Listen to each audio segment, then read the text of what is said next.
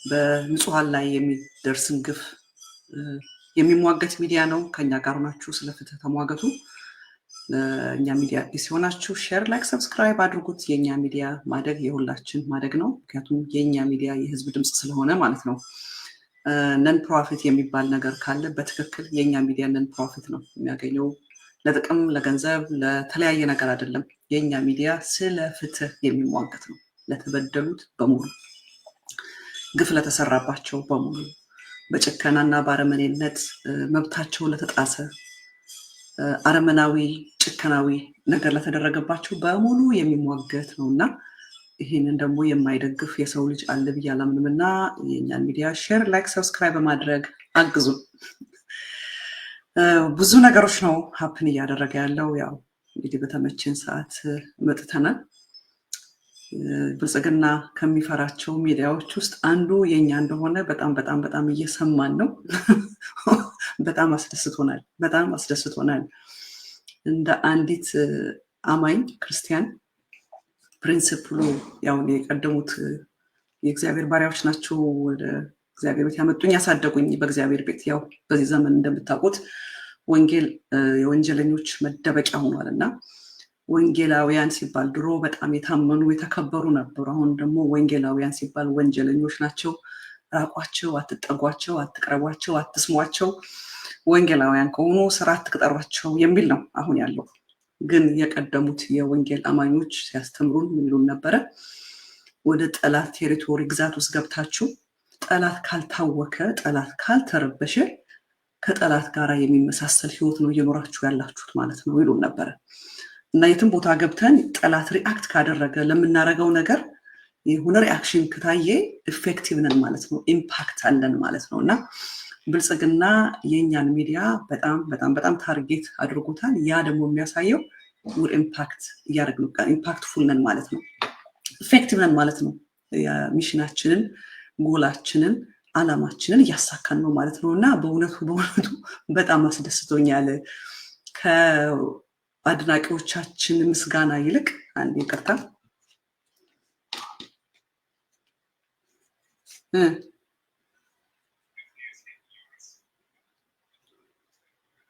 ላይቭ ነው ያለሁት። ሶሪ ኦኬ እና ከወዳጆቻችን አድናቆት ይልቅ የጠላቶቻችን ቁጣ ነው የቱ ጋር እንዳለን የሚያሳውቀን። እና አም ቬሪ ሃፒ ሼር ማድረጋችሁ ነገር ይኖራል። ግን ብልጽግና ከሚፈራቸው እውነትን በመግለጥ ስለ ፍትህ በመሟገት በድፍረት በመናገር ብልጽግና ከሚፈራው ሚዲያ ውስጥ አንዱ የኛ ሆኖ በመገኘቱ የተሰማንን ክብርና ደስታ በዚህ አጋጣሚ መግለጽ እፈልጋለሁ። ያው እንደምትሰሙት ነው። ያው የኢትዮጵያ ጉዳይ በጣም ይገርማል። ፋኖ ጋር አስደናቂ ነገር ነው እየሆነ ያለው። ያው አገዛዙ ግን እንደለመደው በንጹሃን ላይ የሚያደርገውን ጭከናና አረመኔነት ቀጥሏል። ብዙ የፋኖ ጀግኖች ብዙ የብልጽግናን ሰራዊት እየማረኩ ነው።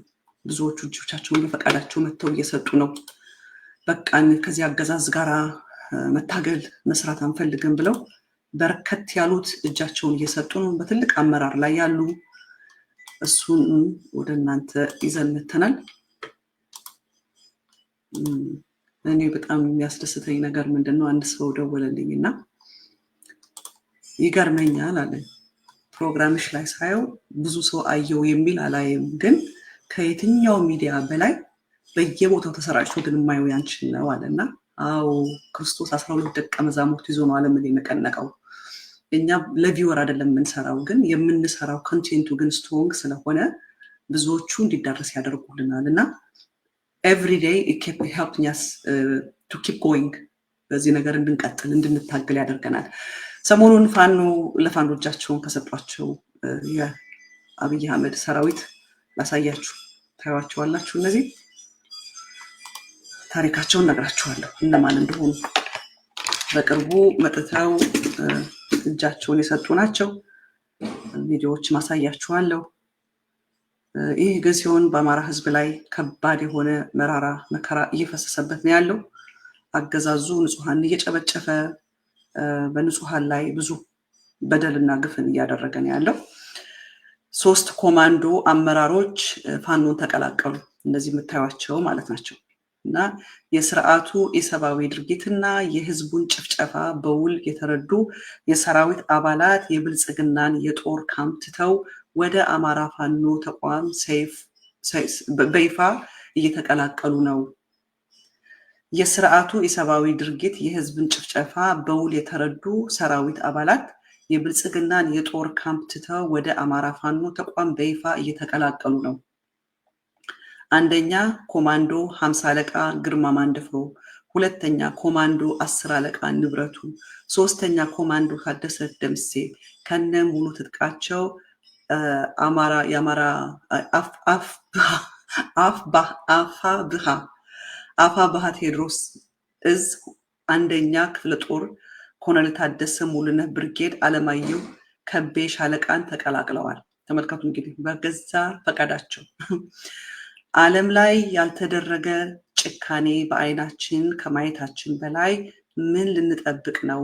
የማንን ወንበር አስጠባቂ ሆነን በአማራ ህዝብ ላይ እንዲህ አይነት አስነዋሪ ተግባር ሲፈጸም አናይም በማለት ከዛሬ ጀምሮ የትኛውም የሰው ፍጡር ጡት ከሚቆርጥ ስርዓት ጋር ሊፋለም ይገባዋል በማለት የጓደኞቻችንን አጥንታችን የምንከሰክስለት ደማችን የምናፈስለት ግልጽ ዓላማ በሌለበት በየቦታው ከምንሞት ኑና ከህዝባችን ጎን ቆመን አብረን ሰው በላውን ስርዓት እንታገል ሲሉም መልእክታቸውን አስተላልፈዋል። እነዚህ 3ቱ ማለት ናቸው። እንግዲህ ያያችኋቸው የአብይ አህመድ ሰራዊት አፋብኃ እንትኑ አብሪቬሽኑ ከባድ ነው።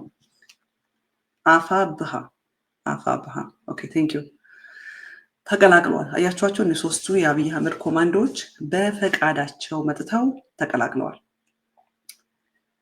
እንደገና የአብይ አህመድ ሰራዊት ያው ሴት መድፈር ላይ፣ ንብረት መዝረፍ ላይ፣ ንብረት ማቃጠል ላይ፣ ንጹሃን መጨፍጨፍ ላይ ነው የተሰማራው። አርምድ የሆነ ዩኒፎርም የለበሰ ዘራፊ ግሩፕ፣ ነፍሰ ገዳይ ግሩፕ በንጹሃን ላይ ግፍና አረመኔነትን ለማድረግ የተሰማራ አሳያችኋለሁ የሆነ ቪዲዮ። ይሄ ደግሞ መቼ ነው ሀፕን ያደረገው? ጥቅምት 12 2018 መቼ እንደነበረ ጥቅምት 12 ባላቅም የኢትዮጵያ ካላንደር አይ ዶንት ኖ ዌን ጥቅምት 12 መቼ ነው ጥቅምት 12 ወገኖቼ ታውቁት ኢትዮጵያ ውስጥ ጥቅምት 12 ሁልጊዜ ዝርፊያ ላይ የተሰማራው የአብይ ሰራዊት በባህር ዳር ዙሪያ ወረዳ ይሎማ ቀበሌ ታዴ ጠብቄ የተባለ የግለሰብ አነስተኛ ነጋዴ መጋዘንን ዝርፊያ ተፈጸመ። 80 ኩንታል እህል፣ 60 ኩንታል በቆሎና 20 ኩንታል ዳጉሳ በመኪና ጭኖ የተወሰደበት ሲሆን መልካሙ ታዴ የተባለ የሰውየው ልጅ እንዲሁም ጫኝና አውራጅ የሚሰራ ወጣት ማሙሽ ጌቱ በወራሪው ታፍነው ተወስደዋል። ተመልከቱ እንግዲህ ትግራይ ላይ ይህንን ስንናገር አልነበረ? ትላንትና ነው የተደረገው። ተመልከቱት እንግዲህ ትግራይ ላይ ይህን ነበር የሚያደርገው። አልመዳድ ጨርቃ ጨርቅ ውስጥ የአብይ አህመድ ሰራዊት ገብቶ ልብስን እየበተነ ሲዘርፍ አላየናቸውም ነበረ? አይተናቸው ነበር አይደለ? ኤግዛክትሊ ትግራይ ላይ ያደረጉትን ይኸው እዚህም እያደረጉት ነው ያሉት የአብይ አህመድ ሰራዊት።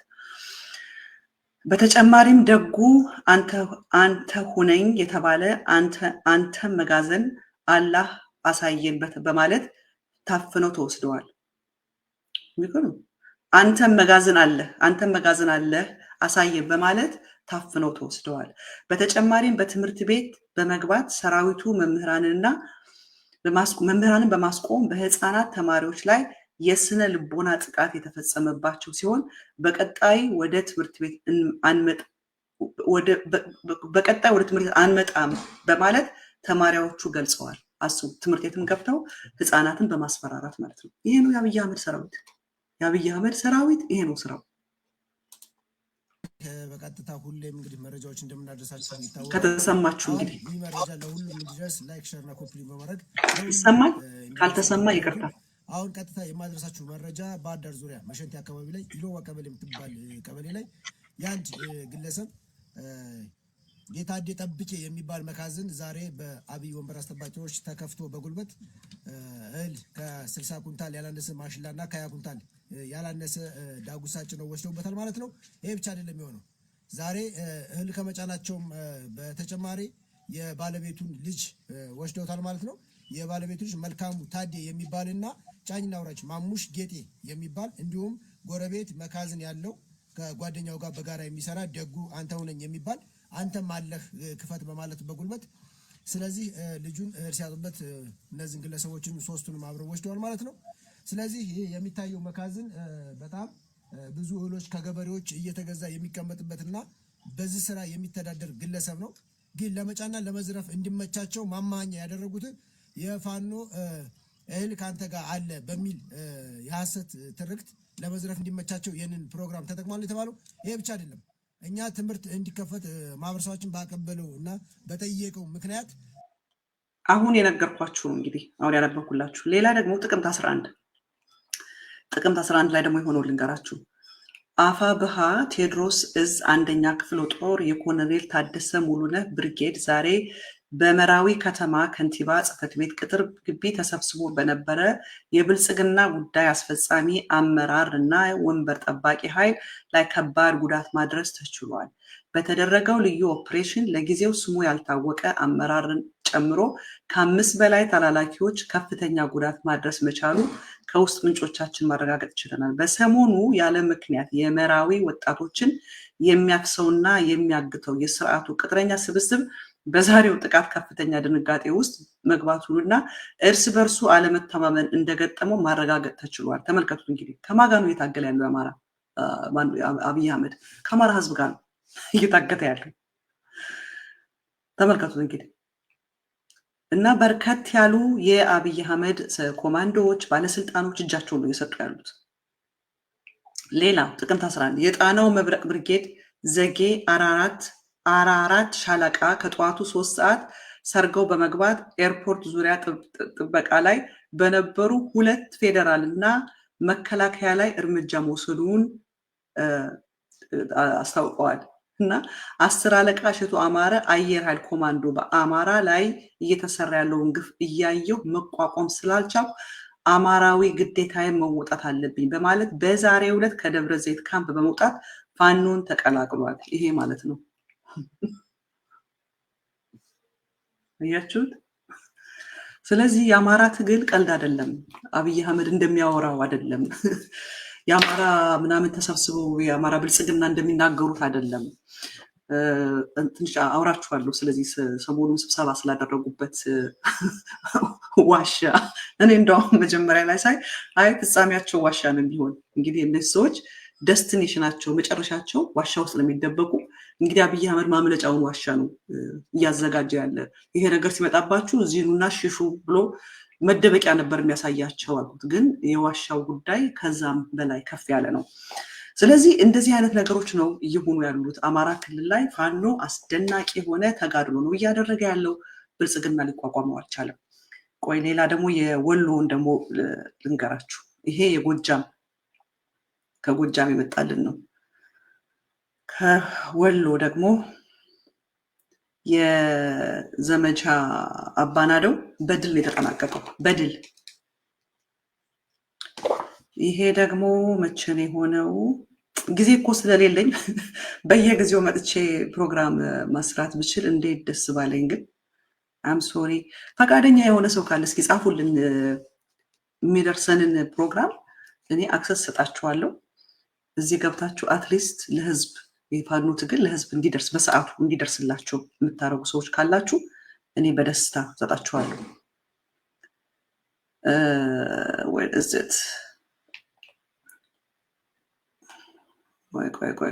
ቆይ ማናቸው? አደም አሊ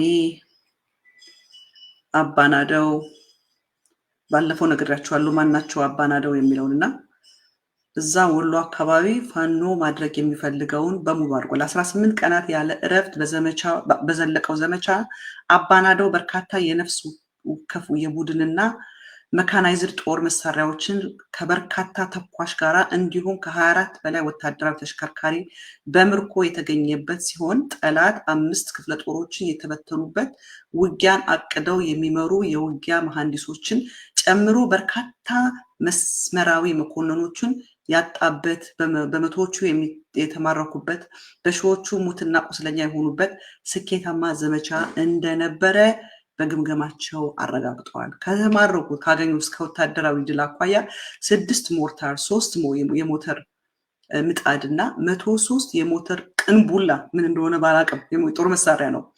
5 ዲሽቃ፣ 33 ብሬን፣ 13 ስናይፐር፣ 1343 ክላሽ፣ 8 ሽጉጥ፣ 487 የእጅ ቦምብ፣ 25 ሬዲዮ መገናኛ፣ 448 የክላሽ ካዝና፣ 613 የደረትና የወገብ ትጥቅ፣ 62479 የክላሽ ተተኳሽ፣ 34570 የብሬን ተተኳሽ፣ 15614 የዲሽቃ ተተኳሽ፣ 679 ምርኮኛ፣ 3003 የተደመሰሰ፣ 567 ወታደራዊ ሻንጣ፣ 24 መኪና የወታደራዊና የፖለቲካ አመራሮች መኪና፣ ኦራል አምቡላንስ፣ ፓትሮል ጨምሮ የአገዛዝ ወታደራዊ መጠቀሚያ የነበሯቸውን ፋኖ ማርኳል።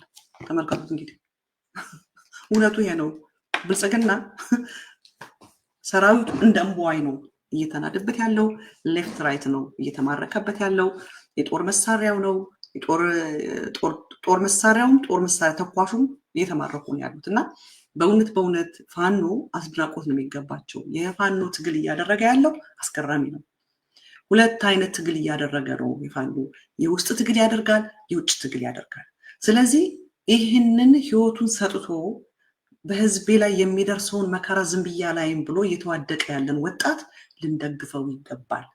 የአብይ አህመድ መንግስት ማብቃት አለበት። እያበቃለት ነው፣ እየወደቀ ነው፣ እየተሸነፈ ነው። የኛ ኃይል ግን ያስፈልጋል። እኔ ቲክቶክ ላይ በተለያየ ነገር ጊዜያችሁን የምታጠፉ ሜካፕ እና ኩል ስትሽጡ የምትውሉ፣ ፀጉር እየሸጣችሁ ድስት ሳህን ስትሸጡ የምትውሉ፣ የተለያየ ክሊፕ እየቆርጣችሁ የምትለቁ ሰዎች አገር ስትኖር ነው መኖር የምትችሉት። ሌላው ህይወቱን እየሰጠ፣ ሌላው ደሙን እያፈሰሰ፣ ሌላው እየተጋደለ፣ ሌላው እየተዋጋ፣ ሌላው በከፈለው ዋጋ እናንተ መታችሁም ለመኖር ትቸገራላችሁ። በኋላ እንደገና ደግሞ እነዚህን ህይወታቸውን ሰጥተው እየተዋደቁ ያሉትን ካልረዳን ካላገዝን አገር አትኖራችሁም። አብይ አህመድ የአገር ጠላት ነው፣ የምድር ጠላት ነው። አብይ አህመድ የሰው ልጆች ሁሉ ጠላት ነው። ስለዚህ የአብይ አህመድን አገዛዝ ተረባርበን ተባብረን ካላስወገድ ነው፣ እድሜውን ካላሳጠር ነው አገር አይኖራችሁም። ቲክቶክ የምትለጥፉበት፣ ፌስቡክ የምትለጥፉበት፣ ሶሻል ሚዲያ ላይ የምትለጥፉበት፣ የምትሰሩበት፣ የምትበሉበት፣ የምትዳሩ፣ የምትኳሉበት፣ የምትወልዱበት አገርም አይኖርም። ስለዚህ ይሄ ታይም ሁሉ ተረባርቦ የአብይ አህመድን አገዛዝ እድሜውን ዘመኑን የሚያሳጥርበት ነው። ሌላው ዋጋ እየከፈለ ቁጭ ብለን የምናይበት አይደለም። በተለያየ ዓለም ያሉት ህዝቦች እንደ አብይ አህመድ አይነት አገዛዝም አይደለም ሀገራቸው ውስጥ ያለው። የአብይ አህመድ አይነት አገዛዝ ጭከና የሞላበትም አይደለም ምድራቸው ላይ ያሉት። ከአብይ ጋር እንኳን የማይመሳሰል ጥቂት የኑሮ መወደድና ኢንጀስቲስን ሲያዩ ኢናፍስ ኢናፍ ብለው ተነስተው መንግስታትን ሲገለብጡ፣ መንግስታትን ሲቀይሩ አይተናል። ስለዚህ ኢትዮጵያ የምትባለው የምትኖረው በኢትዮጵያ ውስጥ ያለው ይሄ መኮራራት፣ በኢትዮጵያዊነት መንቀባረር፣ ኢትዮጵያ የሚባል በየቦታው በየዘፈን የምንሰማው ቲክቶክም ለመስራት ፌስቡክም ለመለጠፍ ሀገር መኖር አለባት። ሀገር ደግሞ እንድትኖር እንደ አብይ አህመድ አይነት አረመኔ ምድሪቱ ላይ የተቀመጠ ጨካኝ መወገድ አለበት። እንግዲህ ሰሞኑን አይታችኋል። ማን ነበር የሚባለው? ሶፍ ኡመር ነው የሚባሉት። ሶፍሞር ሲሉት ሌላ ነገር ይመስላል። ላይክ እንደ ሶፍሞር እንደውም እኔ መጀመሪያ ላይ የመሰለኝ የነበረው ሶፍሞር ላይክ ፍሬሽመን፣ ሶፍሞር፣ ጁኒየር፣ ሲኒየር እንደሚባለው ሶፍሞር ነበር የሚመስለኝ። ለካ ስሙ ሶፍ ኡመር ነው የሚባለው። ሶፍ ኡመር ዋሻ የሰው ስም ነው። ኡመር የሚባለው የሰው ስም ነው። እና በጣም ብዙ ኢንፎርሜሽኖች የደረሰኝ ባሌ አካባቢ ተወልደው ያደጉ የባሌ ልጆች ኮንታክት አደረጉኝ እና በርከት ያለ ኢንፎርሜሽን ነው የነገሩኝ። እንግዲህ አይታችሁታል። አብይ አህመድ ሰብስቦ ይዟቸው ሄዶ ያው ደም ለማፍሰስ ኦልዌይስ ደም ከማፍሰሱ በፊት የሆነ ዋሻ ይዟቸው ይሄዳል። ደም ከማፍሰሱ በፊት የሆነ ቦታ ይዛቸው ይሄዳል። ምክንያቱም ደምን መስዋዕት እያደረገ የሚኖር አገዛዝ ስለሆነ። ስለ ታሪኩ ስለ ዋሻው ከመናገሬ በፊት ሰብስቧቸው ሰሞኑን አይታችሁታል። ጌታቸው ረዳውን በጣም የገባኝ የተረዳኝን ነገር ልንገራችሁ። ጌታቸው ረዳ ያለ አቴንሽን መኖር አይችልም። ጌታቸው ረዳ ያለ ጭብጨባ መኖር አይችልም። ጌታቸው ረዳ ያለ ቻቻታ መኖር አይችልም።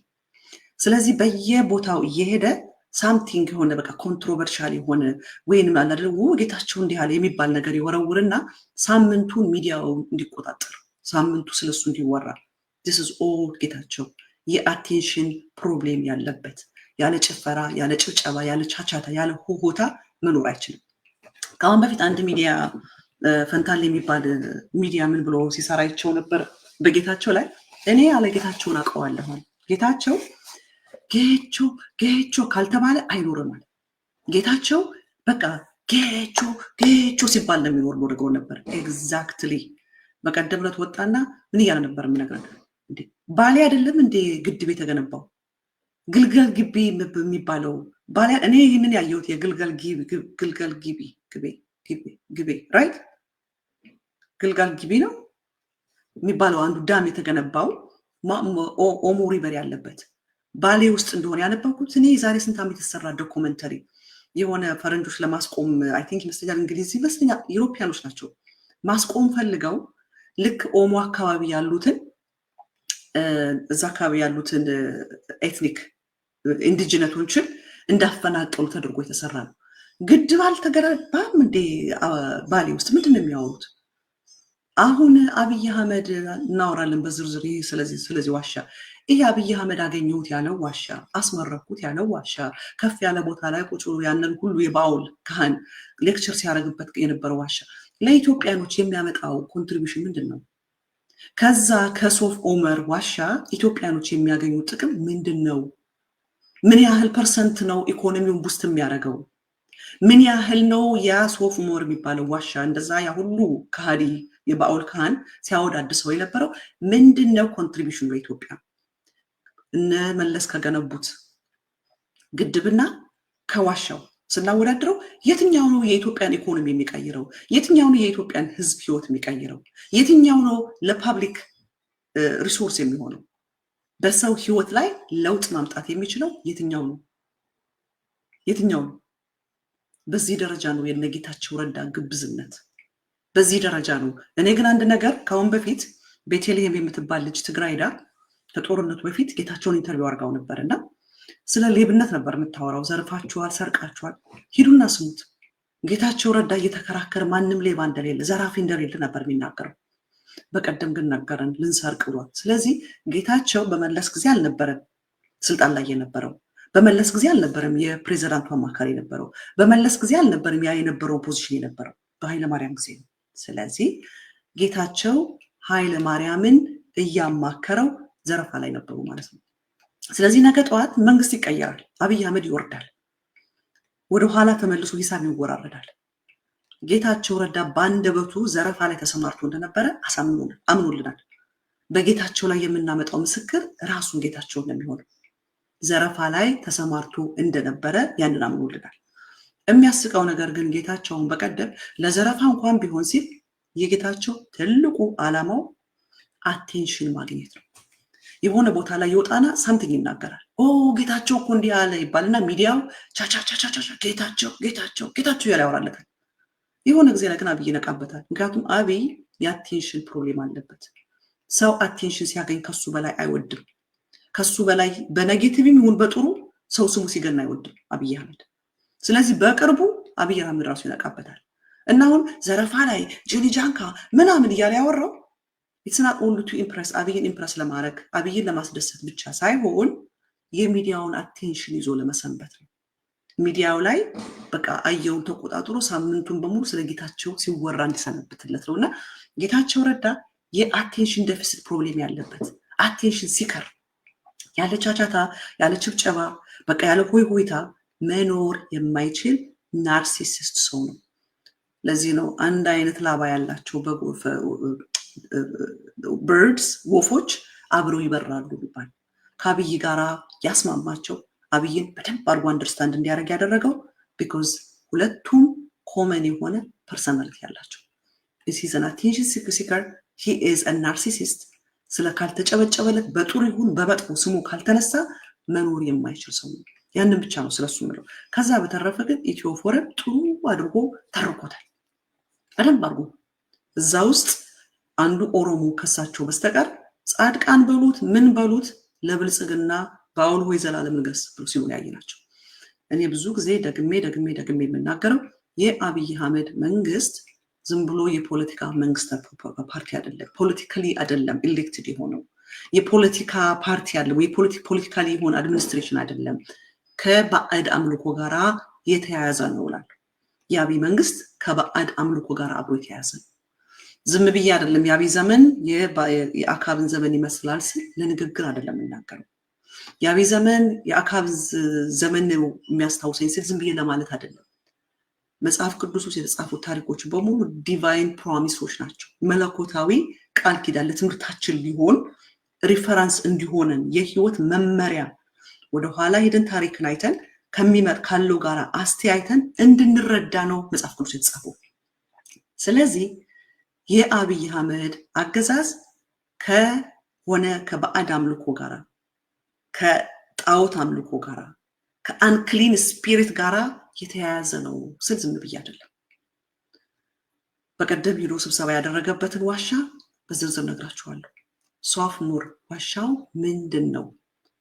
ይሄ ሰውዬ ከባዕድ አምልኮ ጋራ በደም ግንኙነት አለው። ደምን መስዋዕት ከሚያደርግ የደም መስዋዕት ከሚቀርብለት እያልኩ እኔ ብዙ ጊዜ እናገራለሁ። በአክዓብ ዘመን ሰዎች ሁሉ ለመስዋዕትነት ይቀርቡ ነበረ።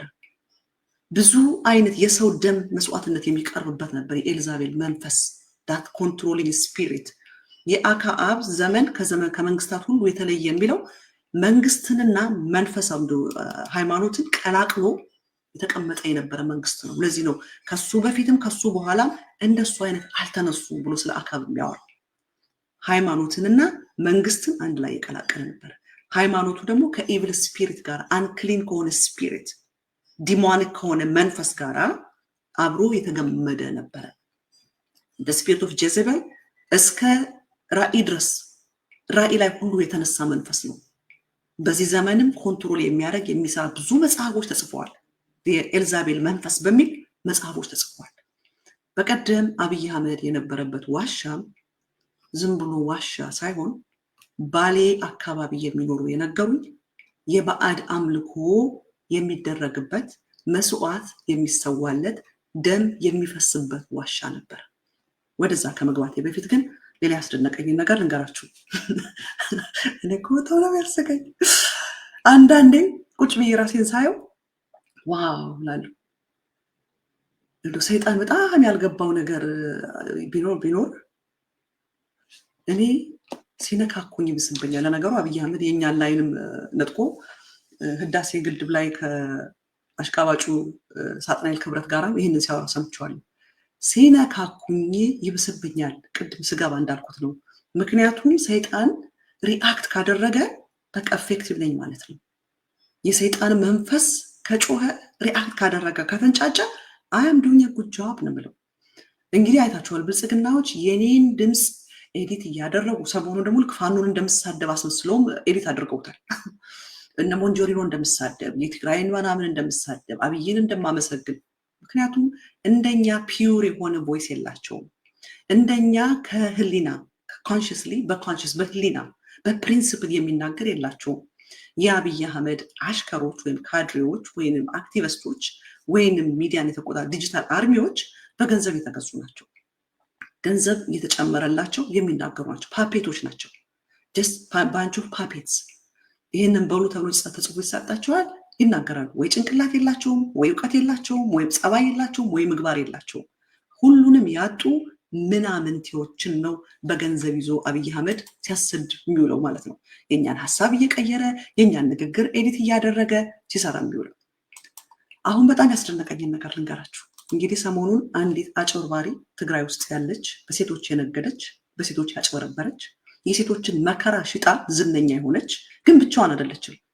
ጻድቃን የሚባል ክፉና ጨካኝ በ78 ዓመት እንደውም በቀደምለት አንድ ሰው የጻድቃን ቅርብ ሰው ደውሎልኝ ለመሆኑ እኒህ ሰውዬ እድሜያቸው ስንት ነው ብዬ ስጠይቀው 78 ዓመት የሆነዋል አለኝ። ኢማጂን በ78 ዓመታቸው ነው እንዲህ ያለ ነገር ውስጥ ተሳትፈው ያሉ ሰውዬው እና ጻድቃን ናቸው ከጀርባ ያሉት። ከጻድቃን ጀርባስ ይሄ ልሂቅ ነኝ የሚል በራያ በምናምን ተሰብስቦ ያለ ጥቅማ ጥቅም የሚፈልግ ያ ነው በዙሪያቸው ያለ እና እቺ ሴት በነዛ ሴቶች ላይ የሰራችው ግፍ ፐርሰናል እሷን ጥያቄ ያደረግናት። አሁን ማህበረ ደቃ አንስቲዮ የሴቶች ማህበር ነው ሊያጠቃት የፈለግ ነው አይደለም። እንዲያውም የሴቶች ማህበርማ ሴቶችን ክዷቸዋል፣ የተደፈሩ ሴቶችን ክዷቸዋል። ስለ ካዳቸው ነው እቺ በዚህ ደረጃ የተጫወተችባቸው። አይናቸው ፊት አፍንጫቸው ስር ተቀምጣ ነው የሰራችውን ሁሉ የሰራች። መሰረትን ተጠያቂ ያደረግናት በሴቶቹ ላይ ስለሰራችው ግፍ ነው። ባይዘወይ በሴቶቹ ብቻ አይደለም። ኢቨን ምንድባሉ ስድራ ስውዓት ልጆቻቸው በተሰውባቸው በፋሚሊዎችም ነግዳባቸዋለች። በቅርቡ እናመጣላችኋለን። ልጆቻቸውን ያጡ እናቶችን ልርዳችሁ ብላ ሄዳ ቪዲዮ ቅርጻ ኢንተርቪው አድርጋ 5 ሳንቲም ሳትሰጣቸው በእነሱ ነግዳለች። እቺ ሴትዮ ከመንግስት ጋር ከፓርቲ ጋር አይደለም፣ ፐርሰናሊ በሴቶች ወንጀል ሰርታለች፣ በሴቶች ቁስል ነግዳለች። በእነሱ በቮልነራቢሊቲያቸው በጥቃታቸው ተጫውታለች ነው። በቃ ይሄ ነው ጥያቄ። ማአት ኢንፎርሜሽን ነው እየወጣ ያለው። ከነጭራሹ 50 ሺህ ብር የሰጠቻቸው አንዳንዶቹን በብድር መንገድ ነው የሰጠቻቸው፣ ፎቶቸውን ያነሳቻቸው። እችን ሴት ተጠያቂ ስናደርጋት ምን የሚል ጀምረዋል መሰላችሁ ወገኖች? በጣም ያሳቀኝ እኮ ፐቲሽን እየዞረ ነው ሆራይዘን በጣም ያሳቀኝ። ሆራይዘን የትግራይን ሰላም እየበጠበጠ ነው የሚል በመሰረት በጻድቃንና በግሩፓቸው ፐቲሽን ፈርምላችኋለሁ። ፐቲሽን እየዞረ ነው። እኔ ለሆራይዘን ፍሪ ሚዲያ ተከታታዮች በውስጥ ያስኩትን ነገር ሼር ላርጋችሁ። እንደ እግዚአብሔር ፈቃድ አልኩኝ ከጃንዋሪ 2026 ጀምሮ ከሚዲያው እወጣለሁ። ምክንያቱም የራሴ የሆነ ሌላ የጀመርኩት ጉዳይ ስላለ የራሴ ላይፍ።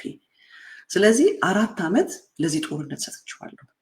በቃ ለትግራይ ህዝብ፣ ለአማራ ህዝብ፣ ለኢትዮጵያ ህዝብ 4 ዓመት ሰጥቻለሁ። አሁን ግን በቃ ኢናፍ ወደ ላይፌ ልመለስ። የጀመርኩት አለ ያልጨረስኩት ያቆምኩት እና ያልጨረስኩትን ነገር I have to finish ብዬ ከ2026 ጃንዋሪ በኋላ ሚዲያውን ልዘጋው ነው የነበረው። ልክ ይሄንን ፐቲሽን ሲልኩልኝ ዛሬ ደወልኩና አንድ ሳተላይት ካምፓኒ አክቹሊ በሳተላይት ልመጣ ነው አልኩት። እንኳን አይደለም ከሚዲያው ልወጣ በሳተላይት ልወጣ ነው። በሳተላይት መጣለሁ እና እነ መሰረት ሀዱሽ እነ ጻድቃን ከትግራይም የተወሰዱ ነበሩ አሉ። ጻድቃን አዲግራት ላይ የሰበሰባቸው ጊዜ ፊት ተቀምጦ የነበረው ያ ጥቁር ልጅ ምናምን አዲስ አበባ ተጠርተው ነበረ። እነ ዳንኤል ብርሃነ ይሄ የጻድቃን ፒሮል ላይ የተቀመጡት ሁሉ አዲስ አበባ ተጠርተው ሆራይዘን የትግራይን ሰላም እየበሰበተ ስለሆነ ሆራይዘንን እናዘጋ የሚል ፐቲሽን እየዞረ ነው። እና ደግሞ የሚያስቀኝ ሁልጊዜ የራሳቸው ምን ብለው ነው የሚጠሩት? ሰላም ብለው ነው የሚጠሩት። አስቡት፣ አፋር ላይ የትግራይን እናቶች ሊገድል፣ የትግራይን ሴቶች ሊደፍር፣ የትግራይን ህፃናት ሊያርድ፣ ትግራይን ሊያውክ ያስቀመጡት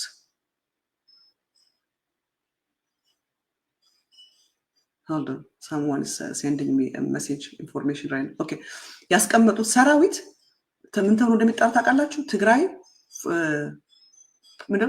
ፒስ ፎርስ፣ ትግራይ ፒስ ፎርስ ነው የሚባለው። የትግራይ የሰላም ኃይል ነው የሚባለው። ጦርነትን ሊያውጅ መሳሪያ የታጠቀ ማለት ነው። የትግራይን ህዝብ ለመጨፍጨፍ፣ የትግራይን ህዝብ ለመውጋት፣ የትግራይን ህዝብ ዲስመንትን ለማድረግ፣ እናቶችን ለማረድ፣ ሴቶችን ለመድፈር፣ ህፃናትን ለማረድ የተዘጋጀው ያ ሰራዊት ምን ተብሎ ነው የሚጠራው? ትግራይ ፒስ ፎርስ ተብሎ ነው የሚጠራው። ለሆራይዘን ያዘጋጁት ፔቲሽን ምን ተብሎ ነው የሚጠራው? ትግራይ ፒስ ይላል። ሆራይዘን is disturbing ትግራይ ፒስ፣ የትግራይን ሰላም ሆራይዘን እያወከ ስለሆነ ፔቲሽን እናርግበት ፕሊዝ ቢ ሳይንት ሳይሉት ፈርሙት።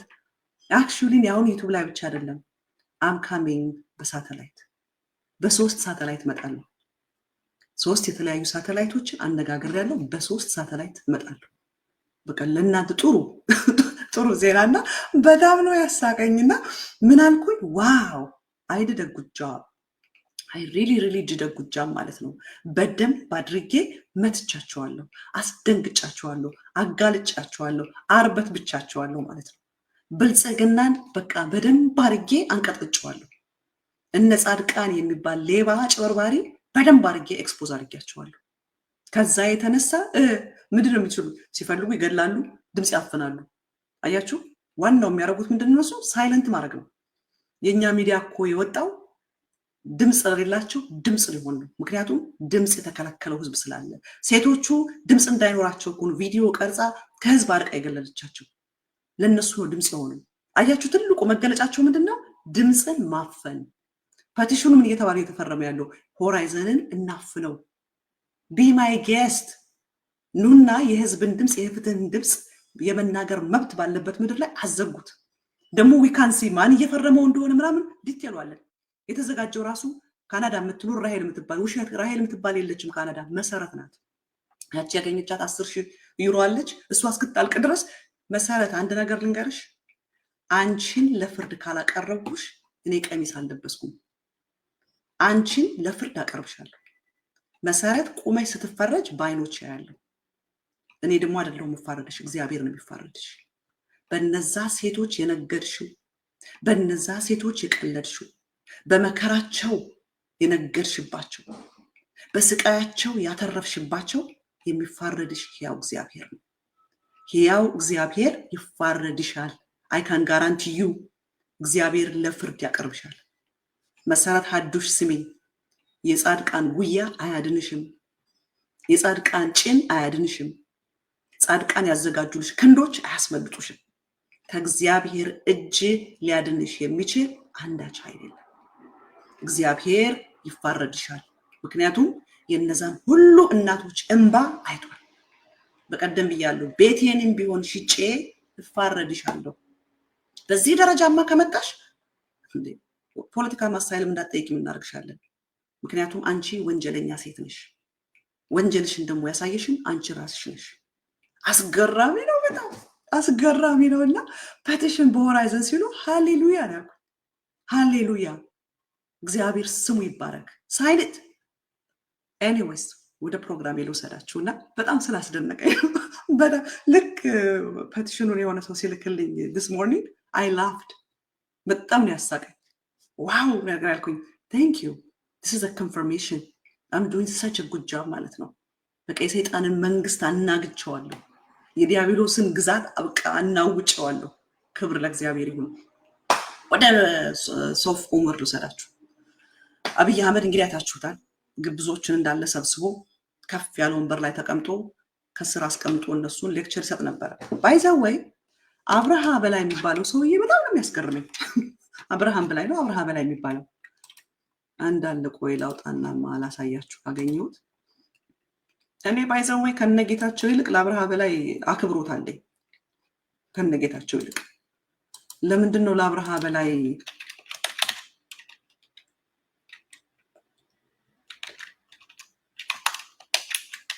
if I find it I'm going to show you የሚገርም ነገር ነው። አብርሃም በላይ ካሁን በፊት የተናገረው የሚገርም ነገር ተናግሯል። ባንዳ ማን ነው ባለ ባንዳ ማን ነው?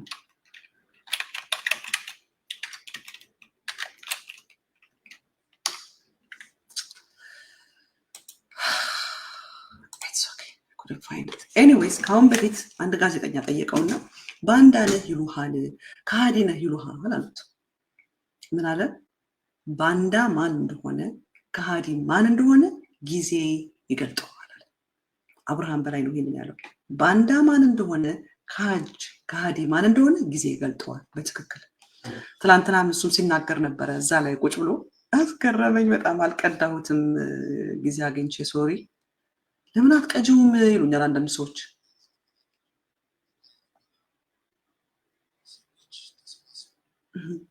ነገታቸውን ጎነታት ብሏቸዋል። አሁን ከነሱ በኋላ የመጣው መንግስት እየሰራ ያለውን ስራ ምን እንደሆነ እንዲህ በጋራ ሆነው ተሰብስቦ ማየት የቻሉበት ሁኔታ ስለተፈጠረ እነሱ ብቻ አይደሉም ያሉት፣ ግን ያ ፓርት ብዙ ትርጉም ስላለው በተለይ ደግሞ ከሰሜኑ የሀገራችን ክፍል ለመጣን ሰዎች እንደዚህ አይነት ነገሮች የሚታወቁ አይደለም። ቢያንስ ሲኒየር የነበረ ሰው ወይ መባረር አለበት ወይ መጥፋት አለበት ሌላው እንዲመጣ። እርስ በራሱም እንደዛ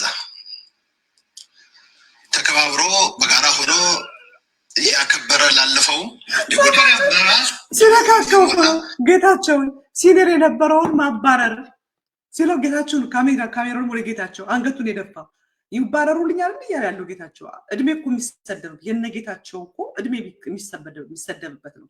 ሽማግሌዎች አሮጊቶች ተብሎ ሰው በእድሜው እንኳን ዲስክሪሚኔት የሚደረግበት ነው። አስገራሚ ነው። እና ሰሞኑን የነበሩበት ቦታ ላይ አይታችሁታል። እንግዲህ ሶፍ ኡመር ምንድነው? ሶፍ ኡመር የሚባለው ዋሻ ምንድነው? ባሌ አካባቢ የሚኖሩ ሰዎች የነገሩኝ ለብዙ አመት ሶፍ ኡመር የሚታወቀው በባዕድ አምልኮ ነው። ሶፍ ኡመር ብዙ ደም የሚሰዋበት እንዳውም ወደ ዋሻው ስትገቢ አለ በሬው ይታረድና ደሙ ከፈሰሰ በኋላ ከበሬው ቆዳ እንደ አማርኛውን ጽፈዋለሁ እዚህ ጋር ምን ተብሎ እንደሚጠራ ለቀበቱ የሚያክል ሳይዝ ይተለተልና ይሰቀላል። ምን ያህል በሬ እንደተሰዋ ማሳያ። ሶፍ ኡመር ደም የሚሰዋበት ደም የሚፈስበት ባዕድ አምልኮ የሚደረግበት ነው። አያችሁት? አብይ አህመድ ከርኩስ መንፈስ ጋር ነው ግንኙነቱ። ምድሪቱ ላይ አብይ አህመድ ያመጣው እርኩስ መንፈስ ነው። በሃይማኖት ስም የተሸፈነ ጥልቃዊ አጋንንታዊ ዲያብሎሳዊ አሰራር ነው የሚሰራው ያልናገር ነበር። አንድ ሚዲያ ያሳያቸዋለሁ። ይህንን ሚዲያ ካሳዩት በኋላ ግን እንደሚዘጉበት እርግጠኛ ነኝ። ይሄ አሁንም ማሳያችሁ ቻናል አብይ አህመድ ሶፍ ኡመር የሚባል ሄዶ ይህን ነገር እንደሚያደርግ ለፖለቲካ አጀንዳ እንደሚጠቀምበት አሁን አብይ ያደረገውን ነገር እንደሚያደርግበት አውቆ አይደለም ያደረገው። ሲምፕል የሆነ ፍልስፍና ሃይማኖት ዋቴቨር የሚያቀርብ ሰው ነው። አንድ ሁለቴ ፕሮግራሙን አይቼዋለሁ ሰውየው። ይሄንን ደግሞ የዛሬ 2 ሳምንት ኤር ያደረገው ፕሮግራም ነው። ስሙትና እናንተ ፍረዱ። ላሰማችሁ።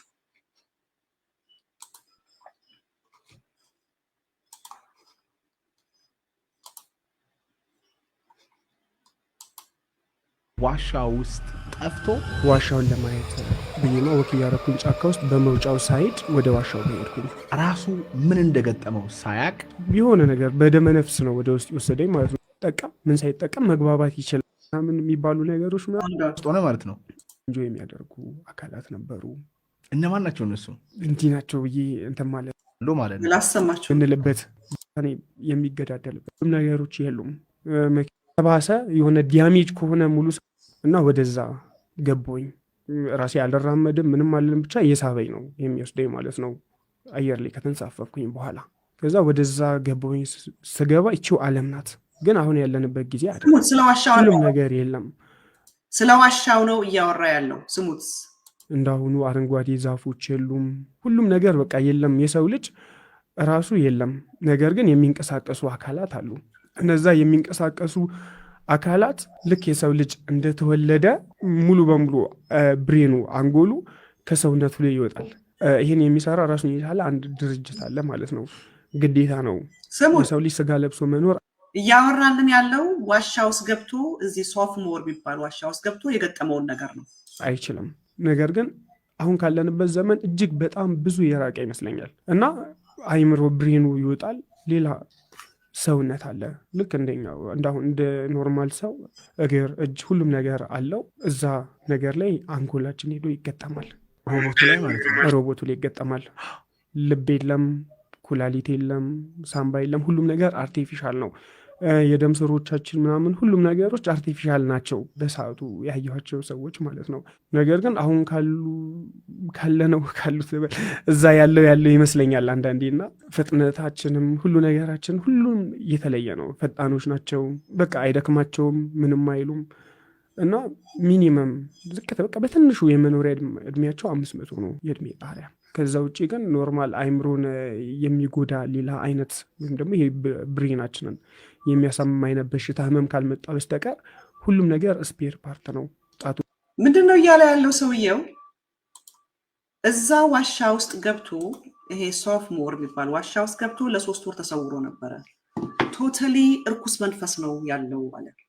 አይምሮ ተወስዶ ገላው ተወስዶ ያየውን ነገር ነው የሚያወራውና ሙሉን ስሙት ላሳያችሁ አልችልም። እዛ ውስጥ ግን አይቶት የመጣው ነገር ሰውየው የእርስ በርስ ጦርነት፣ ደም መፋሰስ፣ ወገንን ከወገን ዘርን ከዘር ጋር የሚያጋጭ መንፈስ ሁሉ እንዳለ ነው አይቶ የመጣው። ላሳያችሁ፣ እዩት። ስለገረመኝ ነው። ይቀየራሉ፣ ሁሉም ነገር ይቀየራል።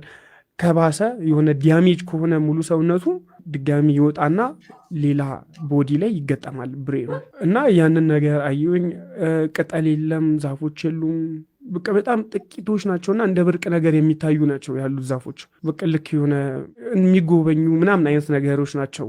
ስልክ የለም፣ እኛ ሁሌ የምንጠቀማቸው ኮምፒውተሮች ምናምን የሉም። ሰው እንደዚሁ መግባባት ይችላል፣ ሳያወራ ምናምን ማውራት ይችላል። እንዲህ አፉን ሳይጠቀም ምን ሳይጠቀም መግባባት ይችላል። እና ሁሉም ነገሮች ጭራሽ ኖርማል አሁን ከምናስባቸው ነገሮች በላይ ናቸው። ማለት እንደ ኮምፒውተር አሁን ልክ አሁን ስልክ እንደዚህ እንደምንይዘው ስልኩ ውስጡ ላይ ቢውልቲን ስለሆነ ነው ያ ሮቦት ወይም ደግሞ ሂዶ የሚገጠምልህ አእምሮ ሁሉም ነገር አለው። ከሆነ ነገር ጋር ከሌላ ሰው ጋር ከምንም ጋር ምናምን ኮኔክሽን መፍጠር ይችላል። የምታወራው ኖርማል ዝም ብለን እንዲቁጭ ብለን ማውራት እንችላለን። በቃ እንደዚሁ እናወራለን። እሰማሃለሁ በውስጤ፣ አንተም በውስጥ ታወራኝ። ልክ በስልክ እንደምታወራው በልብህ እያወራህ እኔ ማወራውን አንተ ትሰማኛለህ፣ ግን ቃል አይወጣም ካፋችን። የትም ዓለም ላይ ሆነን እንደዛ መግባባት እንችላለን። ምግብ ምናምን የለም፣ እርሻዎች የሉም እና በቃ ሮቦቲክ ነገር ነው ሁሉም ማለት ነው። ሲወለድስ ግን ሰው እንዴት ነው ሲወለድ? ግን ሰው ነው የሚወልደው ኖርማል። እንደዚህ ሰው የሚሞትበት ኖርማል። አንዳንዴ ዶሮ እንኳን ሲታረድ ስታይ ምናምን የሆነ እንትን ፊት የምታዞርበት እንትን አለ። ግን የሰው ልጅ በጣም በጭካኔ የሚገዳደልበት ኃይለኛ ጦርነት ሆነ ማለት ነው። ከዋሻ ውስጥ አልወጣሁኝም። ዋሻ ውስጥ ሆኜ ባውቀው ደስ ይለኝ ነበር ምን እያደረኩኝ ቢሆን እንደሆነ ማለት ነው፣ በስጋዬ ማለት ነው። ምን እያረኩኝ እንደነበረ ብዙ ጊዜ ምን እያረኩ ነበር፣ ምን እየበለው ነበረ ምናምን የሆነ ጥያቄ ይሆንብኛል እዛ ውስጥ እያለሁ። ኖርማል ይሄ ስጋዬ ማለት ነው። እሺ፣ ግን በስጋዬ የሚፈጠረውን ነገር ምንም ነገር አላቅም። ማላቀው ቦታ ነው፣ ማላቀው ስሜት ነው፣ ግን እውነት ያለውበት ነው የሚመስለኝ። ኖርማል አሁን እዚህ ጋር እንደማወራው በስጋ እንዳለሁት የሆነ በቆነጠጥ እንደሚያመኝ እዛኛው ዓለም ላይ ሁሉም ነገር ስሜቱ አለ እዛ ጋር እንዳለውኝ ነው እንጂ ማውቀው እኔ ዋሻ ውስጥ በድኔ እንዳለ አላቅም። ከዛ አሁን ወዳለንበት ዓለም መጣሁኝ። ከዛ ትልልቅ ጦርነቶች ይታዩኛሉ። በመልካሞችና በጨካኞች መሀል የሚደረግ ጦርነት፣ በግዴለሾች ለሰው ልጅ ለምንም ግድ የሌላቸው ርህራሄ የሌላቸው እጅግ በጣም የሚዘገነን ጦርነት፣ የእርስ በእርስ ምንም መተዛዘን የሌለው ምን የሌለው ለምን እንደሚገለህ እንኳን ሳያቅ የሚገድል ለምን እየሞተ እንደሆነ እንኳን ሳያቅ የሚሞትበት ኖርማል። አንዳንዴ ዶሮ እንኳን ሲታረድ ስታይ ምናምን የሆነ እንትን ፊት የምታዞርበት እንትን አለ። ግን የሰው ልጅ በጣም በጭካኔ የሚገዳደልበት ኃይለኛ ጦርነት፣ ጎረቤት ከጎረቤቱ ጋር፣ ጎሳ ከጎሳ ጋር፣ መንግስት ከህዝብ ጋር፣ ኖርማል ጠመንጃ የያዙ ሰዎች ድንጋይ ከያዙ ሰዎች ጋር የሚያደርጉት ከባድ ጦርነት፣ ህፃኑም ትልቁም አዛውንቷም ሁሉም የሚሳተፍበት ከባድ ጦርነት ሆኖ ነው ያገኘሁት ይህንን ሀገር ማለት ነው። እዚህ ጦርነት ላይ እንዲቆም የማይፈልጉ እንዲሆን የሚፈልጉ ብዙ ፈገግ ያሉ ሰዎችን ደግሞ አይነበረ። ሰዎቹ ሲገዳደሉ ከውጭ ነው የሚስቁ ማለት ነው። የሚስቁ የሚያዩ ልክ የሆነ ፊልም እንደሚያይ እንትን ሰማ ቁጭ ብለው ምናምን ነገር እየተዝናኑ ኢንጆይ የሚያደርጉ አካላት ነበሩ። እነማን ናቸው እነሱ? እንዲህ ናቸው ብዬ እንትን ማለት አልችልም። ኖርማል አላቃቸውም። አሁን ላይ ያሉም አይነት ሰዎች አይመስሉኝም። እንደዚህ ፊዚካሊ አላቃቸውም፣ ግን አሁን ላይ ባያቸው አውቃቸዋለሁኝ። ያኔ አይቻቸዋለሁኝ። ያየኋቸው በሀሳቤ ነው፣ እዛ ውስጥ ገብቼ ነው እንትን ያልኩት ማለት ነው። ግን በአካል አሁን ላይ ባየው ይህንን ሰውዬ አይቼዋለሁ። በፎቶ በሆነ ነገር ባየው ይሄ ሰውዬ በዛ ጊዜ እንዲህ ነበረ፣ ይሄ ደግሞ እንዲህ ነበረ ምናምን ነገር ብዬ መናገር እችላለሁኝ። ኖርማል አሁን ላይ ያሉም አሉ ጥቂት ምናምን የምታውቃቸው የማውቃቸው አሉ። ግን በጦርነቱ ሁላችንም እኔንም ጨምሮ እያንዳንዱ ተሳታፊ ነበረ። ሁላችንንም የሚበላ ጦርነት ነበረ። አንተ ከየትኛው ወገን ነው የምትዋጋው? ግራ ከገባቸው ስሙት እንግዲህ እኔ ኖርማሊ እንዲናገር እንትን አለንም። በጣም ነው የገረመኝ። የሆነ የባሌ ልጅ ነው የደወለልኝ እና ይሄ ያሳዩት ዋሻ እኛ እዛን ያደግነው ማለት ነው እና እኔ ልጁን ስናቅ በአዳም ልኮ የሚመለክበት ነው። አረ የእስልምና ነው ምናምን ስለው ኖ በሆነ ሼክ ነው የተጀመረው፣ ግን ከእስልምና ጋር ግንኙነት የለም። እሱ እንዳለው ይሄ የእስልምና ኖ አለ። ይሄ ከእስልምና ጋር የተገናኘም አይደለም፣ ከእስልምናም ጋር ከምንም አይነት ጋር የተገናኘ አይደለም። ይሄ የተገናኘው ከበአዳም ልኮ ጋር ነው። ባሌ ያደገ በአጠቃላይ የሚያውቀው ይህንን ቦታ የባዕድ አምልኮ የሚደረግበት መስዋዕት የሚሰዋበት ደም የሚፈስበት የሚታወቀው በዚህ ነው አለ። እኔ ልክ እንደዛ ሲለኝ ይነዋት አልኩት። እኔ እንደው መጀመሪያ ሳየው አይ ፍጻሜያቸው ዋሻ ነው የሚሆነው፣ የእነዚህ ሰዎች መጨረሻቸው ዋሻ ውስጥ ነው የሚደበቁት። ከአሁን በፊት ጌታቸው ረዳ እንደ ገዳፊ እንኳን እጣ አያገኝም፣ ዋሻ የሆነ ጉድጓድ ውስጥ ተደብቆ የተገኘ አብይ አህመድ የገዳፊን እጣ ላይኖረው ይችላል ይል ነበረ። እና ሜቢ ፍጻሜያቸው ዋሻ ለዋሻ መደበቅ ይሆናል። የፋኖ ትግል እየገፋ ሲመጣ ውስጥ ለውስጥ ኢኮኖሚውም እየረገፈ ነው። ያው ትግራይም ትግራይ እንደምታዩት ነው፣ ኦሮሚያ ክልልም ኦሮሚያ እንደምታዩት ነው። ስለዚህ የአብይ አህመድ ዕጣ ፈንታ ዋሻ ውስጥ መደበቅ ነው ነበር ያልኩት።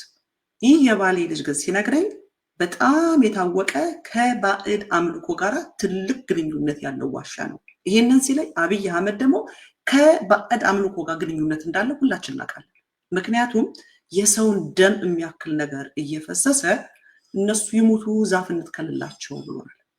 በአብይ አህመድ አገዛዝ ነው በሁዳዴ እንኳን የሰው ልጅ ከብት እንኳን በሚያርፍበት እንኳን የሰው ልጅ በግና ዶሮ በሚያርፍበት ጊዜ ሰው በህይወቱ በሳት ሲቃጠል ያየን ዝም ብሎ አይደለም። ምድሪቱ ላይ የተቀመጠው መንፈስ ነው። አብይ አህመድ እናቴ ሰባተኛ ንጉስ ዛሬ የማንምትሉት የጥፋት ኮምፓስ ዛሬ አብይ አህመድ አገልጋይ ሆነ እንጂ በአፉ ሲናገር የሰማው የአብይ አህመድ እናት ጋር የሄደ ሰው ኤክስፒሪየንስ አድርጎት ስለመጣው ጥልቃዊ አሰራር ሰይጣናዊ አሰራር ሲያጨው ሲናገር ሰምቻለሁ። በህይወት የሌሉ ሴት ልወቅሳችሁ አልችልም፣ ብዙም አውቀው ነገር የለም። አንድ ነገር ግን አውቃለሁ፣ አብይ አህመድ ከርኩስ መንፈስ ጋር ግንኙነት ያለው ሰው ነው። ምድሪቱ ላይ እየሆነ ያለው ምስክር ነው። ሃይማኖትን ምን ያህል እንዳረከሰ፣ የሃይማኖት አባቶችን ምን ያህል እንዳረከሰ፣ ምድሪቱ ላይ ያለውን ኢንፍራስትራክቸር ወይም ሶሻል ፋብሪክ ኢንፍራስትራክቸር እና ሶሻል ፋብሪኩ እንዴት እንደመጣጠሰው በተለይ በቤተ ክርስቲያን ላይ ያደረገው ነገር ከጥልቅ የወጣ ከርኩስ መንፈስ የወጣ ከሰይጣን የወጣ ነገር እንደሆነ ማረጋገጫው ነው።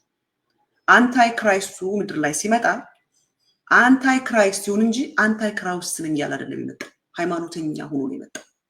ግን የክርስቶስ ተቃራኒ ነው፣ የክርስቶስ ተቃዋሚ ነው።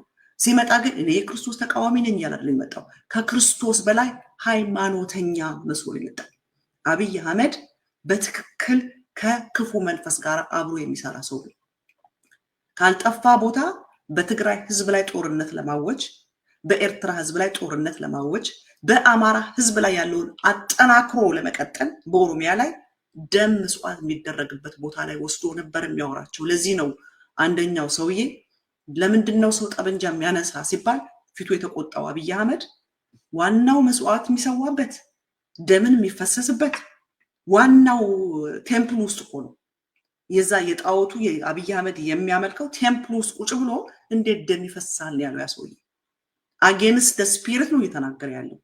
ስለዚህ ይሄንን ሰውዬ ስሰማ አሁን እኔ የአብይ አህመድን ባላይ ኑሮና ይሄ ሰውዬ ቢናገር በጣም የሚቀባጠረው ነበር ምለው what's he talking about በቃ የሆነ ሜንታሊ ኢል ነው ይሄ ሰውዬ something የሜንታል ኢልነስ አለው። የሆነ በቃ ፓራኖይ ውስጥ ገብቷል፣ ደሉዥን ውስጥ ገብቷል፣ ሃሉሲኔት እያደረገ ነው። ያንን ነበር ምለው። አብይ አህመድ ግን ዋሻ ለዋሻ ገደል ለገደል ውሃ ለውሃ ምን ይላል? ርኩስ መንፈስ የሚያርፍበት ቦታ ፈልጎ ውሃ ለውሃ ይዞራል ይላል። ውሃ ባለበት ቦታ ሁሉ ይዞራል አለ። ማን ያለ? ጌታችን ኢየሱስ ክርስቶስ። ማረፊያ አጥቶ ይላል። የት ነው የሚዞረው? ውሃ ባለበት ቦታ በሙሉ ይዞራል ያለው አብይ አህመድ። አታችሁታል? ውሃ ባለበት ቦታ ሁሉ ነው የሚዞረው። ያ ዋሻ ልክ የሆነ በቃ ቅዱስ የሆነ ቦታ እንደሆነ ኦል ኦፍ ዘ ሳደን አብይ ዲስከቨር እንዳደረገው አብይ የሰራው አይመስልም? ስንትና ስንት ዘመን የኖረ ዋሻ ኦል ኦፍ ዘ ሳደን አብይ አህመድ መጥቶ ዲስከቨር ያደረገው ነው የሚመስል። እዛ ውስጥ ያሉት የዱር አራዊቶች በሙሉ አብይ በርዝ የሰጣቸው ሂዝ ዘ ክሪኤተር ኦፍ ዘ ክሪኤሽን ነው የሚመስለው። የፍጥረታት ሁሉ ፈጣሪ መስሎ ራሱን ያስቀመጠው። ምክንያቱም አብይ ሰው አይደለም፣ ከሰው ጋር አይደለም ኢትዮጵያ ድል እያደረገች ያለችው። ስጋ ከለበሰ ጋር አይደለም ድል እያደረግን ያለነው። የሰው ስጋ ከለበሰ እንደ ሰው ከሚያወራ ጋር አይደለም። ምንድነው ያለው ጳውሎስ? እንደ ሰው ከአውሬ ጋር ከታገልን። በሰው ስጋ ውስጥ የተቀመጠ ርኩስ መንፈስ ነው በአብይ ውስጥ ያለው። ለዚህ ነው ምድሪቱ ላይ በዛ ደረጃ ደም እየፈሰሰ የዛሬ 100 ዓመት እኮ ድረስ የዛ የዮሐንስ ዘመቻ የቴዎድሮስ ዘመቻ የምናምን ዘመቻ ብሎ በሚሊዮኖች የሚቆጠር ንጹሃን ደም ጎርፍ የሚፈርስበትን ከነ አሉላ ጋራ ከነ ዮሐንስ ጋራ ከነ ቴዎድሮስ ጋር ማወቅ ጋር ገባችሁ የሚሰጠው ራሱ ጀስቲፊኬሽን የሚሰራው ምድሪቱ ላይ የሚፈሰው ደም ለሱ ደም አይደለም ምክንያቱም ዙፋኑ ላይ ለመቆ